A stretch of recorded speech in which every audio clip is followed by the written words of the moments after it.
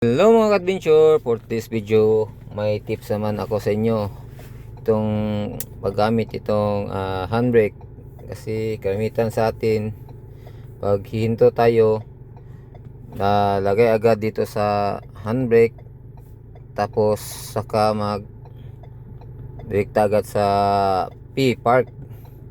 So dapat pala pag galing ka tumakbo ng matulin or kahit saan ka nakatakbo yung sasakyan mo, kailangan mo na lagay mo na sa neutral.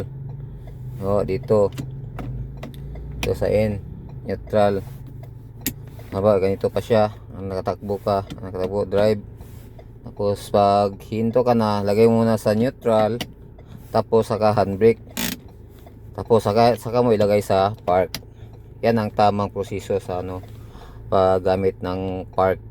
Kasi kalimitan sa atin pag nakatakbo ka ng ang mahaba yung biyahe mo, tapos yung kalimitan sa atin ilagay mo na agad sa park saka i-handbrake, di ba? Yun ang kalimitan. So dapat pala lagay mo na sa neutral, tapos handbrake saka yung park, kasi dyan daw masisira yung mga gear dito sa loob ng natin, yung sasakyan, yung dito sa kambyada niya, lalo na dito sa loob nito.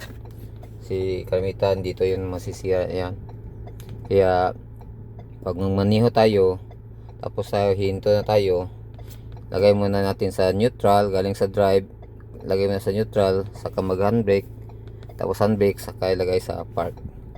Yan ang tamang proseso sa paggamit ng handbrake. Sa automatic to siya, automatic pag handbrake. So ayan mga adventure, ingat tayo sa ating pagmamaneho, drive safely. Hanggang sa muling video, God bless us all. Salamat mga adventure.